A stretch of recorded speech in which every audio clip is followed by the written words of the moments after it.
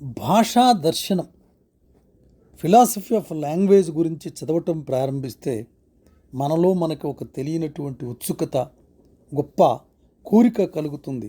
ఇంకా ఇంకా ఈ భాష పుట్టుక, పూర్వోత్తరాలు, భాష, evolution of the language and philosophy of the language, ఈ తాత్వికంగా భాష ఎలా ఎదిగింది, మామూలు అవసరాల కోసం సృష్టించబడినటువంటి భాష ఒక సాహిత్య స్థాయికి ఎలా ఎదిగింది, మానవుని పరిణామక్రమంలో భాష ఈ సామాజిక అభివృద్ధికి ఎంత తోడ్పడింది అనేటటువంటి ఒక అద్భుతమైనటువంటి అవగాహన మనకి ఈ భాషా దర్శనం, ఫిలాసఫీ ఆఫ్ లాంగ్వేజ్ చదివితే మనకు తెలుస్తుంది.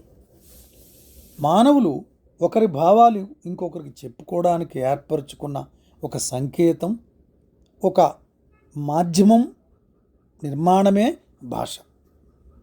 ఈ సంకేతాలు ఉచ్చరిత ధ్వనులుంటాయి, లిఖిత సాహిత్యం కూడా ఉంటుంది, ఉండవచ్చు లేదా లేకపోవచ్చు. కానీ భాష ప్రాథమికంగా ధ్వని రూపంగానే ఉంటుంది. కనుక లిఖిత వర్ణం ఉచ్చరిత సంకేతానికి సంకేతమవుతుంది.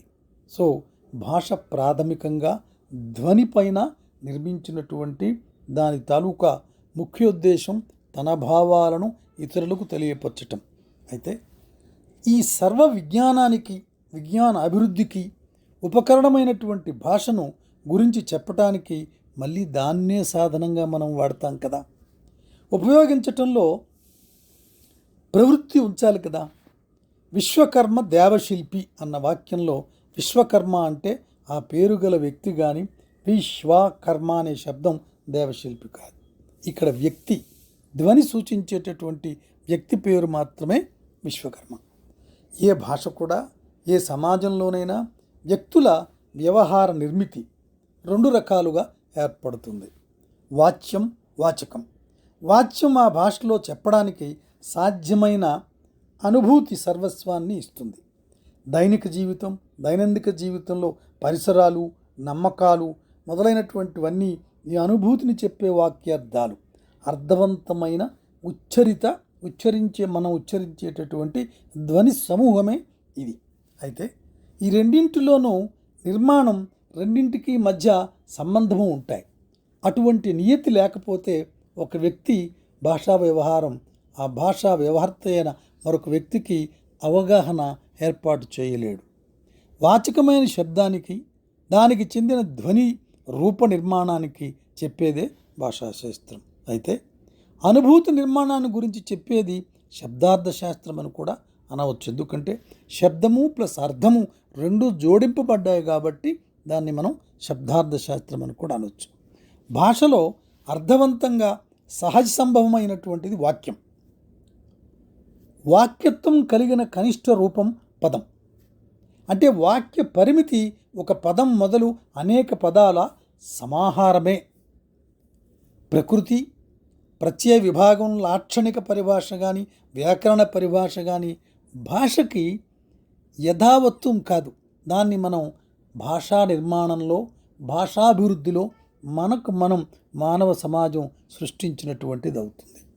అయితే భాష నిర్మాణంలో అవయవాలైనటువంటి ధ్వని నిర్మాణం, అర్థవంతమైన ప్రకృతి ప్రత్యయాల నిర్మాణం, విస్తృతార్థంలో దానికి అర్థాన్ని కల్పించేటువంటి ప్రయత్నం, దీనివల్ల జరిగేటటువంటి ఆ సమాహారమే ఒక స్థాయికి చెందిన, కొంత పూర్ణత్వానికి చెందినటువంటి భాష ఏర్పడుతుంది.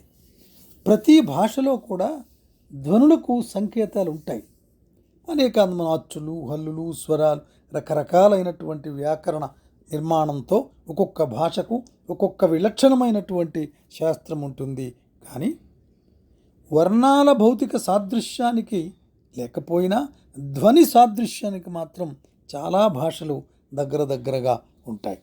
అయితే అనేక వర్ణాలతో కలిపి ఏర్పడే అర్ధబాధకమైనటువంటి పదాలను మాత్రమే ప్రత్యయాలుగా మనం విభజించగలుగుతాం.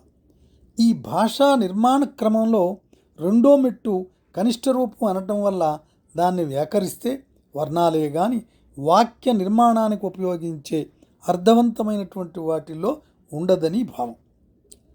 వర్ణనం యోగం వల్ల, ప్రకృతి ప్రత్యయాల సంయోగం క్రమాల వల్ల వాక్యంలో భాష ఏర్పడతాయి.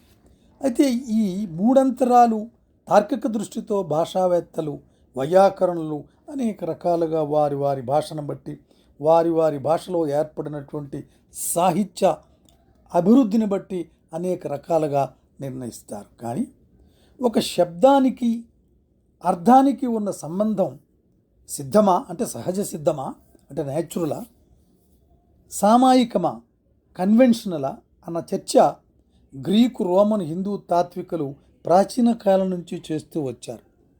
కొన్ని ధ్వనులు కొన్ని అర్థాలనే సూచించటానికి ఏవి సమర్థాలు అవుతాయని, ధ్వనికి అర్థానికి నియత సంబంధం ఉన్నదని, అది దైవదత్తమని సిద్ధ సంబంధవాదుల మతం.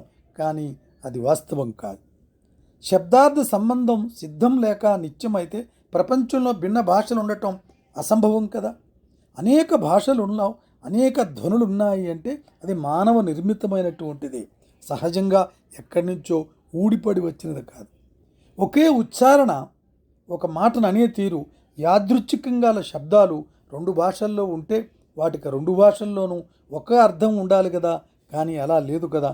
ఒకే ధ్వనికి, ఒకే మాటకు భిన్న భాషల్లో భిన్న అర్థాలు ఉన్నాయి కదా. అందువల్ల భాష సంకేతాల నిర్మాణాన్ని కాబట్టి అది గహనమైనటువంటి భావనా పరంపరను సమగ్రంగా ప్రదర్శించటానికి ఉపకరణం కాదు. సంకేతానికి నీతి ఉంటుంది, ఉన్నప్పుడే ఆ సంకేతం అనిపించుకుంటుంది. సంకేతాలకు యథేచ్ఛగా వ్యక్తులు విలువలు కల్పిస్తే నిర్మాణ భాగాలుగా వాటికి ప్రవృత్తి ఉండదు. అందుకే సాంకేతిక నిర్మాణాన్ని ఉపయోగించే వ్యక్తులందరికీ అది ఒక భావ ప్రకటన సాధనంగా ఉపయోగించవచ్చు, లేకపోవచ్చు. ప్రజ్ఞావంతులైన కవులు ఒక శబ్ద సంకేతానికి గల అర్థ పరిధిని, విస్తృతిని ప్రత్యేక ప్రయోగాల వల్ల విస్తృతం చేస్తారు. అది అనేక సాహిత్యాల్లో, మన తెలుగు సాహిత్యంలో కూడా కనిపిస్తుంది. ఒక్కొక్క కవి ఒకే శబ్దాన్ని ఇంకొక శబ్దంతో కలిపి ఆ శబ్దార్థ ప్రయోగాల ద్వారా అనేకమైనటువంటి ప్రయోగాలు చేసి అర్థ విస్తృతి, భావ విస్తృతిని ఏర్పరిచినటువంటి వాళ్ళు ఉన్నారు. ఉదాహరణకు తిక్కనాది కవులు, నన్నయాది కవులు అనేకమైనటువంటి ప్రయోగాలు ఈ విధంగా చేశారు. ఆధునిక సాహిత్యంలో కూడా శ్రీశ్రీ లాంటి వాళ్ళు అనేక పదాల ధ్వని సంయోగం ద్వారా ఒక గమ్మత్తైనటువంటి భావాన్ని, విస్తృతిని కల్పించారు. అందువల్ల సూక్ష్మభావ ప్రకటన, నిశితమైనటువంటి నైశిత్యం మొదలైనవి ఆ భాషా సమాజంలో, ఆ భాష ఉన్నటువంటి సమాజంలో ప్రజ్ఞావంతులైన రచయితల సృజనాత్మక శక్తి మీద ఆధారపడి ఉంటుంది. అంటే ఇక్కడ ఆఖరుగా మనం గుర్తించవలసింది ఏంటంటే, సంకేతంగా ధ్వనితో సృష్టించబడినటువంటి, ధ్వనిపై ఆధారపడి సృష్టించినటువంటి భాష ప్రజ్ఞావంతుల చేతిలో, నిశితమైనటువంటి ప్రజ్ఞావంతులైన చేతిలో, అద్భుత సృజనాత్మక శక్తి కలిగినటువంటి రచయితల, కవుల చేతిలో అద్భుతంగా, ప్రతిభావంతంగా నిర్మింపబడి అది ఒక శక్తిగా మారి అప్పుడు ఒక సాహిత్యానికి, ఆ సమాజంలో విలువల ద్వారా, ఆ సమాజంలో పరిణామక్రమం ద్వారా ఏర్పడినటువంటి సాహిత్యానికి, ఆ భాషకు గొప్ప విలువ చేకూరుస్తుంది. Thank you very much.